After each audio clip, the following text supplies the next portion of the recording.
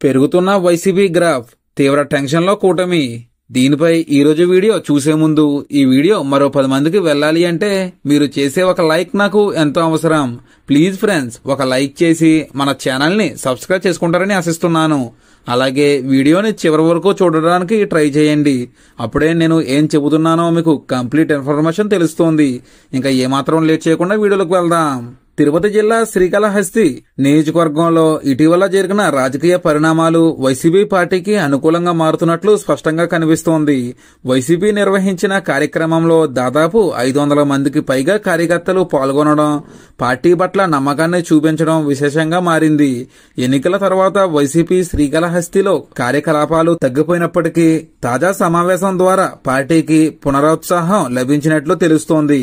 సమన్వయకర్త మధుసూదన్ రెడ్డి తిరిగి యాక్టివ్ కావడం కూడా కార్యకర్తల్లో కొత్త ఉత్సాహాన్ని నింపింది. ఈ పరిస్థితుల్లో వైసీపీ గ్రాఫ్ క్రమంగా పైకి వెళ్లడం, భవిష్యత్తులో శ్రీకాళహస్తిలో రాజకీయ పరిణామాలు మారిపోవచ్చన్న సూచనలు కనిపిస్తున్నాయి.